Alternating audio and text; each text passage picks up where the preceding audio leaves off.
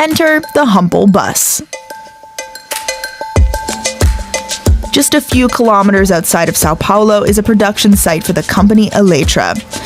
This Brazilian company has been making electric trolley buses for decades, but in recent years they added 100% electric battery buses to their catalog. These buses are already on the streets of the neighboring megacity Sao Paulo.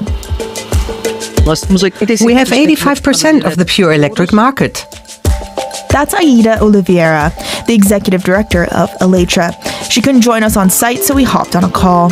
She knows the buses her company produces are more expensive, so that initial investment has to be worth it for city officials in the long run. If we put buses that cost 3 times more than diesel buses and they last less than 15 years, we will undermine the transport system not only in Brazil, but in Latin America. These buses must last at least 15 years in the system. Making sure buses last is critical here in Sao Paulo, where the city banned the purchase of new petrol-powered buses in 2022.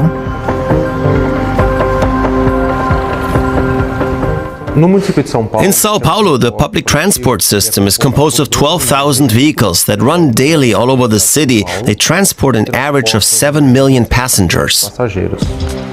Paris, for comparison, has just over 2 million residents and 4,700 public buses, and earned the title of Best City in Europe for public transport last year.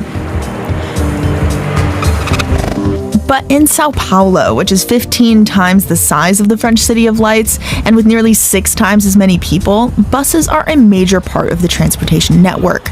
It's going to be a heavy lift to meet the ambitious goal of increasing its EV fleet to 20%.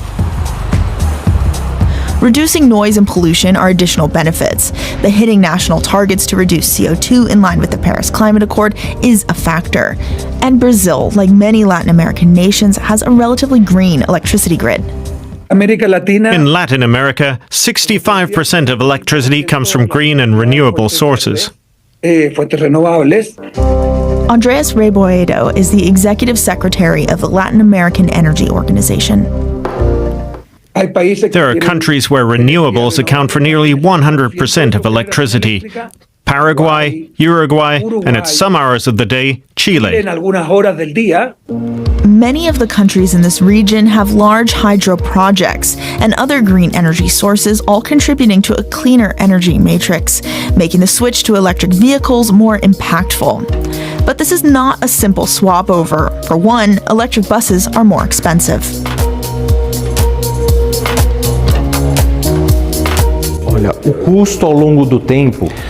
It has a high initial investment cost. And that's precisely because of the new technology. Before the pandemic, Miranda estimates the initial investment was twice as much as a petrol bus. Now, we have observed that the battery electric vehicle was costing 3 times more than a traditional diesel vehicle. he adds that new technology has also meant adoption bottlenecks, as infrastructure like electric charging garages have to be installed. There has to be all the necessary logistics, because today the logistics of diesel is much more consolidated. That's because the garages are where a great volume of fuel is consumed by each of the buses. Today the garage itself, the concessionaire company itself, they have their own path and tanks. The large distributors buy and fill them. Cost and infrastructure. These are also problems faced by customers when buying personal vehicles around the world.